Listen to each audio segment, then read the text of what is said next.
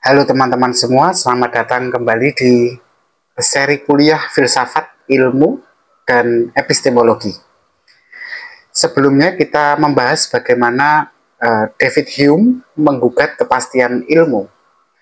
Nah, David Hume ini menunjukkan bahwa ada hubungan sebab akibat yang biasa digunakan dalam ilmu pengetahuan itu bukan sesuatu yang benar-benar sebenarnya ada, melainkan menurut David Hume yang sudah kita pelajari di video sebelumnya, bahwa kausalitas atau hukum sebab akibat itu hanyalah kebiasaan mental kita dalam melihat dunia. Nah, pikiran David Hume ini memang begitu radikal, skeptisismenya sangat radikal. Sampai-sampai seorang filsuf besar yang bernama Immanuel Kant itu mungkin sedikit terganggu oleh itu, dan dia semacam terbangun dari tidur dogmatisnya. Nah, lalu bagaimana Immanuel Kant terpengaruh oleh karya-karya Hume? Kita akan coba membahasnya pelan-pelan hari ini. Dan nanti kita akan melihat bagaimana Immanuel Kant ini berusaha menjembatani ya, dua aliran besar dalam filsafat ilmu pengetahuan yang saling berdebat keras, yaitu aliran rasionalisme dan aliran empirisme. Tapi sebelum kita jauh melangkah melihat pemikiran Immanuel Kant, kita harus kenal dulu dia itu siapa, filsuf dari mana, dan bagaimana dia bisa berpikir sampai mencoba menjembatani antara empirisme dan rasionalisme. Immanuel Kant ini adalah seorang filsuf, teman-teman, dari Jerman. Dia hidup di antara abad ke-18. Dia lahir di Königsberg ya, yang sekarang namanya Kaliningrad di Rusia. Tapi dia orang Jerman ya. Dan sepanjang hidupnya dia memang tidak pernah meninggalkan Königsberg ya. Kalau sekarang namanya Kaliningrad ya, di Rusia. Meskipun secara fisik Immanuel Kant ini tidak banyak bepergian ke luar negaranya, tapi pemikiran Immanuel Kant ini yang justru menyebar ke seluruh dunia karena filsafat. Jadi kalau kita tinjau sebelumnya sejarahnya Immanuel Kant sebagai seorang filsuf, dia memang lekat dengan bacaan-bacaan karya-karya René Descartes, John Locke, dan tentu saja David Hume yang membangunkan dia. Jadi Immanuel Kant ini melihat bahwa ada dua arus atau aliran kuat yang saling berdebat keras dalam filsafat pengetahuan, yaitu aliran rasionalisme dan aliran empirisme. Seperti yang sudah kita bahas, aliran rasionalisme ini meyakini bahwa pengetahuan itu berasal murni dari pikiran atau akal manusia, dengan tokohnya seperti Descartes dan Leibniz. Kemudian kalau aliran yang kedua atau empirisme ini mengatakan bahwa pengetahuan itu berasal dari pengalaman. Tokohnya yang sudah kita bahas, John Locke dan David Hume itu sendiri. Nah, dari bacaan dia mengenai dua aliran besar ini, Immanuel Kant lalu bertanya, mungkin nggak ya ada jalan tengah di antara keduanya? Di tengah pertarungan keduanya itu, bisakah kita menggabungkan kekuatan antara akal dan pengalaman ketika kita hendak membangun ilmu pengetahuan? Dalam perjalanan intelektualnya, akhirnya Immanuel Kant ini sampai pada kesimpulan ternyata bisa. Itulah revolusi yang dibawa Immanuel Kant, yaitu mengkombinasikan antara kekuatan akal dan pikiran bersama dengan pengalaman ketika hendak membangun satu ilmu pengetahuan. Nah, kan seringkali menyebut gerakannya atau arah filsafatnya itu sebagai revolusi Kopernikan ya, dalam dunia filsafat. Apa maksudnya kok ada revolusi Kopernikan? Jadi begini, Immanuel Kant ini terinspirasi oleh seorang pemikir, bukan pemikir ya, seorang ilmuwan bernama Nicolaus Copernicus. Teman-teman pasti pernah mendengarnya kan? Copernicus itu orang yang membalikkan pandangan di masanya ketika semua orang percaya bahwa matahari mengelilingi bumi, Kopernikus ini kemudian menemukan bahwa oh tidak, matahari tidak mengelilingi bumi, tetapi bumilah yang mengelilingi matahari.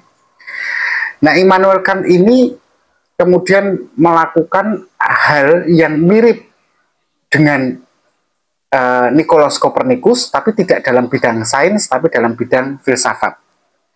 Jadi sebelum Immanuel Kant, kan para filsuf beranggapan bahwa pikiran kita itu harus menyesuaikan diri dengan realitas di luar diri manusia. Jadi kita seperti melihat dunia sebagaimana adanya. Tapi Immanuel Kant mengatakan ya nggak gitu juga, gitu. Nggak begitu. Menurut Kant, dunia yang kita pahami ini justru dibentuk oleh struktur bawaan dalam pikiran kita sendiri. Jadi saya ulangi lagi. Immanuel Kant tidak setuju ya bahwa kita menyesuaikan diri dengan realitas. Yang terjadi adalah realitas itu dibentuk oleh struktur bawaan dalam pikiran kita ini. Nah, artinya kita itu tidak sekedar pasif menerima dunia sebagaimana adanya, tetapi kita itu secara aktif membentuk pengalaman kita ketika berhadapan dengan dunia dengan cara kerja akal kita sendiri. Sehingga menurut Kant ada dua unsur utama dalam pengetahuan. Unsur yang pertama itu a priori. A priori ini adalah pengetahuan yang tidak berasal dari pengalaman, tetapi dari struktur yang ada atau struktur bawaan yang ada di dalam pikiran kita. Contohnya tentang konsep ruang dan waktu. Konsep ruang dan waktu ini tidak kita dapatkan dari alam semesta dan dunia kita, tetapi ada pola itu di dalam, atau struktur itu ada dalam pikiran kita, dan itu kita gunakan untuk memahami alam semesta. Lalu unsur kedua menurut Immanuel Kant adalah a posteriori. Kalau yang pertama tadi a priori, kalau ini a posteriori. A posteriori ini adalah pengetahuan yang memang berasal dari pengalaman indrawi kita ketika kita bersentuhan dengan dunia di luar diri kita. Nah, Immanuel Kant mengatakan bahwa pengetahuan ini akhirnya sebuah ilmu pengetahuan itu lahir dari keduanya, tidak dari salah satunya. Misalnya begini, dia memberi contoh. Ketika kita melihat sebuah apel, kita tidak hanya menerima sensasi atau kesan kita dari apel itu, seperti kita melihat warna merah dari apelnya, bentuk apelnya, bukan itu saja. Tetapi kita juga secara otomatis memahami bahwa apel itu ada di dalam ruang dan waktu. Dan ruang dan waktu itu sebagai sebuah konsep, itu bukan sesuatu yang kita pelajari dari pengalaman kita, tetapi sesuatu yang seolah-olah sudah tertanam dalam cara berpikir kita sejak awal. Nah, teman-teman, selain pemikiran dia tentang a priori dan a posteriori dan bagaimana keduanya membentuk ilmu pengetahuan, Immanuel Kant ini juga menjelaskan bahwa akal kita, manusia ini, punya kategori-kategori bawaan yang membuat kita bisa memahami dunia. Nah, jadi tadi kan dikatakan kalau a priori tadi ya, pengetahuan kita ini tidak hanya melulu berasal dari pengalaman, tapi ada struktur bawaan dalam pikiran kita. Nah, pertanyaannya, apa kategori-kategori bawaan apa yang membuat kita ada dalam pikiran kita yang membuat kita bisa memahami dunia? Ada beberapa hal. Yang pertama, setidaknya ada 3. Yang pertama adalah sebab akibat, kemudian eksistensi, dan yang ketiga adalah kesatuan dan keanekaragaman. Kita pahami satu-satu. Jadi gini, dalam pikiran kita ini ada struktur sebab akibat. Sebenarnya di dalam pikiran kita ini sudah ada kausalitas. Jadi kita melihat sesuatu itu sebagai, atau segala sesuatu yang kita lihat itu memiliki sebab akibat. Bukan karena kita mengamati sebab akibat itu, tapi karena pikiran kita memang bekerja dengan cara yang seperti itu. Itu sebab akibat. Jadi ini nanti akan berseberangan dengan pemahamannya David Hume ya, yang mengatakan bahwa sebab akibat itu tidak ada, yang ada cuman pola yang biasa terjadi sehingga cara kita menilai sesuatu ya begitu. Kalau Immanuel Kant nggak gitu, dia mengatakan itu memang sudah bawaan dari manusia untuk melihat sebab akibat itu, sehingga kita melihat realitas itu ya dengan cara berpikir kita secara aktif gitu. Yang kedua adalah eksistensi. Jadi pikiran kita itu memang memahami bahwa sesuatu itu ada, itu karena ya pikiran kita seperti itu. Jadi cara berpikir kita lah yang membuat sesuatu itu menjadi ada. Kemudian kategori ketiga bawaan dalam pikiran akal murni manusia, atau kategori-kategori akal murni kita adalah tentang kesatuan dan keanekaragaman. Jadi menurut Immanuel Kant, kita bisa melihat bahwa ada satu apel dan ada banyak apel itu karena cara kerja kita seperti itu. Ada singularitas dan ada pluralitas. Nah, dengan kata lain, kalau menurut Immanuel Kant, kausalitas itu memang nyata. Itu nyata gitu. Tetapi bukan karena kita nyatanya menjadi kenyataan karena kita menemukannya dalam pengalaman seperti yang dipikirkan oleh David Hume, sehingga dia mengatakan kalau sebab akibat itu tidak nyata karena itu tidak ada dalam pengalaman, itu hanya ada dalam pikiran. Justru menurut Immanuel Kant, oh tidak, kausalitas itu nyata karena memang hanya ada dalam pikiran. Karena dalam akal manusia itu ada struktur untuk melihat dunia dengan pola sebab akibat. Jadi di sini Hume justru menggunakan cara pandang seperti René Descartes, di mana di situ ada pengetahuan bawaan. Tetapi pada titik yang lain, dia juga mengakui adanya fungsi dari pengalaman itu sendiri menjadi penting untuk melengkapi struktur dalam pikiran kita. Nah, Immanuel Kant ini menarik karena kemudian dia memisahkan dunia itu menjadi dua hal. Yang pertama fenomena dan yang kedua adalah noumena. Jadi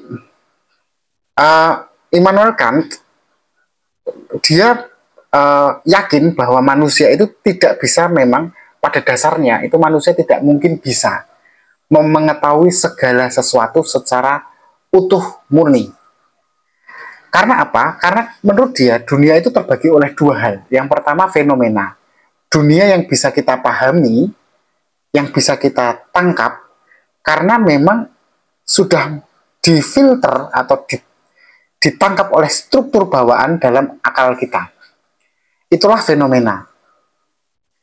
Nah, tetapi ada dunia yang kedua, yaitu dunia sebagaimana adanya, yang malah justru itu tidak bisa kita akses secara langsung.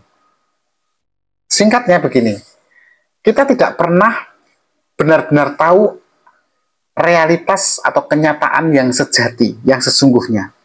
Yang kita tahu hanyalah realitas sejauh yang bisa kita pahami lewat struktur berpikir kita. Jadi struktur pikiran kita itu punya batas. Batas itulah yang bisa memahami dunia, dan itu disebut dunia fenomena. Sedangkan noumena sendiri itu ya realitas apa adanya yang tidak seluruhnya bisa kita tangkap dalam struktur berpikir kita. Ini menjelaskan sebenarnya kenapa kita itu hanya bisa memahami dunia dalam bentuk ruang dan dalam bentuk waktu dan dalam bentuk sebab akibat. Karena hanya ketiganya itu, ruang, waktu, dan sebab akibat, itulah cara kerja akal kita. Bukan karena memang dunia sepenuhnya seperti itu, bahwa dunia sebenarnya memang dipahami sebagai ruang, dipahami sebagai waktu, dan dipahami sebagai sebab dan akibat. Tidak, dunia ya tidak seperti itu hanya karena cara kita menangkap struktur bawaan kita sebagai manusia ya seperti itu ada dalam pikiran kita, sehingga kita yang bisa tangkap seperti dunia sebagai fenomena, bukan sebagai noumena. Nah, lalu pertanyaannya apa dampak revolusi Kopernikannya Immanuel Kant ini? Jadi dampaknya memang akhirnya mengubah jalan filsafat dan sains, teman-teman. Jadi begini ceritanya. Immanuel Kant ini menunjukkan kan bahwa um, ilmu pengetahuan itu mungkin menjadi ada gitu dalam kemungkinannya karena ada struktur dalam pikiran kita manusia yang membuat kita bisa memahami dunia dengan cara yang seperti itu. Ya. Nah, tetapi bagaimana dengan dunia sebagaimana adanya? Nah, ini kita tidak bisa pahami karena struktur berpikir kita itulah yang membatasi kita untuk mengetahui sebagaimana adanya. Dan itu kemudian membatasi ilmu pengetahuan karena jelas tadi sudah saya jelaskan selalu ada hal-hal di luar jangkauan akal kita. Misalnya apa yang di luar jangkauan kita? Di luar jangkauan struktur bawaan dalam pikiran kita. Misalnya tentang Tuhan. Kita tidak pernah bisa menangkapnya secara utuh. Misalnya tentang kebebasan, tentang jiwa. Semuanya itu tidak bisa kita pahami secara utuh. Karena memang struktur berpikir kita hanya bisa menangkap yang bisa dibuktikan secara ilmiah. Tetapi meskipun tidak bisa dibuktikan secara ilmiah, akhirnya kalau tentang Tuhan, kebebasan, dan jiwa itu, toh tetap tidak bisa kita sangkal bahwa sebagai ada. Nah, Immanuel Kant ini membuka jalan sebenarnya bagi filsafat modern, termasuk teori-teori besar dalam ilmu pengetahuan dan psikologi tentang bagaimana manusia memahami dunia. Nah, itulah teman-teman tentang Immanuel Kant. Dia tidak sepenuhnya seorang rasionalis, karena dia juga mengakui kan akhirnya pentingnya pengalaman. Dia juga tidak sepenuhnya empiris, karena dia menunjukkan bahwa akal kita juga punya peran aktif dalam membentuk pengetahuan, karena ada struktur-struktur bawaan tadi. Nah, dengan jalan karakter berpikir yang seperti itu, akhirnya Immanuel Kant berhasil menyatukan dua aliran besar dalam filsafat ilmu, dan yang nantinya akan memberikan landasan bagi ilmu pengetahuan modern. Nah, saya pikir cukup perkuliahan kita tentang Immanuel Kant. Kita akan ketemu lagi besok untuk membahas mengenai Karl Popper dan falsifikasi. Untuk saat ini terima kasih sudah belajar bersama saya. Kita ketemu lagi besok. Tetap berpikir kritis.